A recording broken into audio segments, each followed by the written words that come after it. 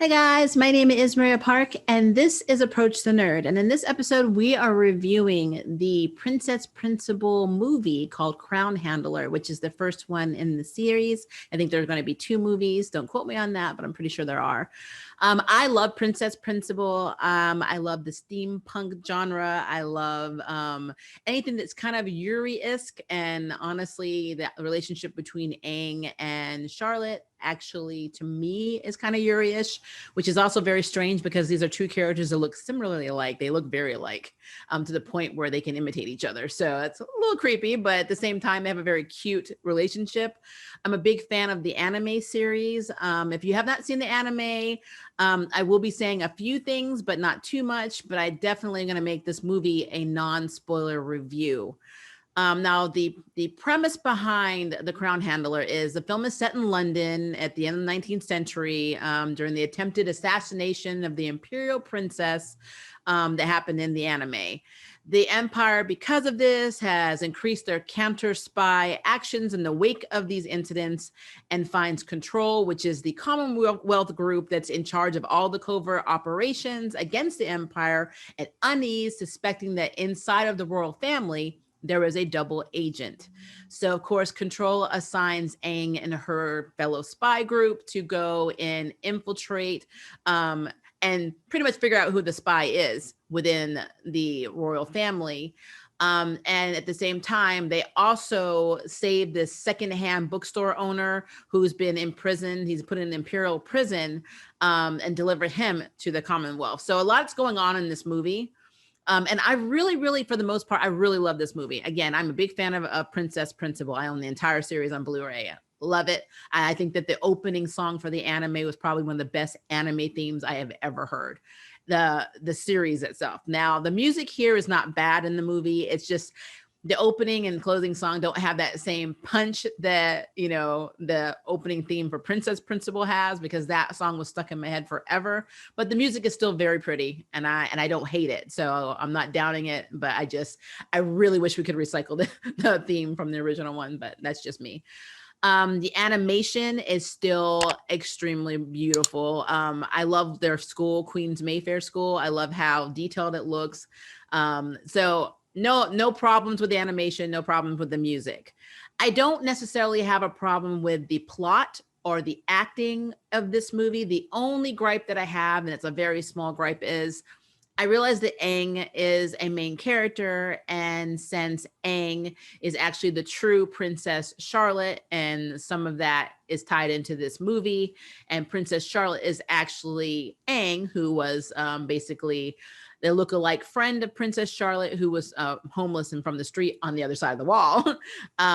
With their places switched, I just felt like we should have a little bit more exposition on what's been happening since the series ended. And even though we do know what's happening with the Commonwealth and Control and espionage and, having a double agent and blah, blah, blah, we don't get enough character, story for this. And to be fair, I am very spoiled by the anime. And an anime did flesh out the characters a lot more, which they could because they had more time. And this movie, I don't even think it's an hour and a half.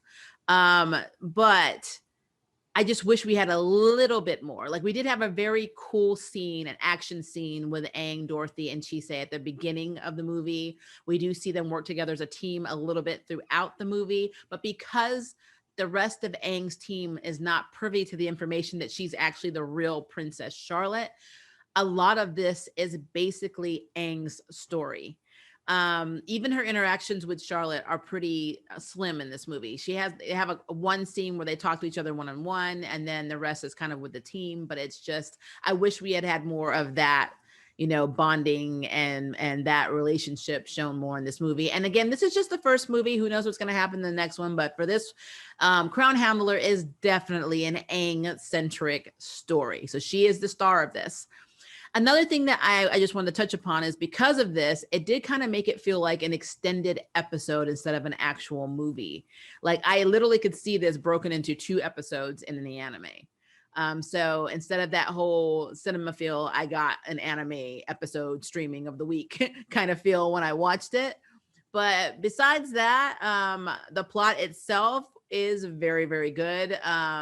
things are happening with the Duke of Normandy that's very let's just say the motives and the things that are happening, definitely if we get a season 2, which I think we are going to tie in very nicely. And there's a lot of backstabbing and a lot of interesting spy adventure, ahead of us in terms of what's going on in Princess Principal, because there are a lot of people that are doing a lot of things that are off the cuff.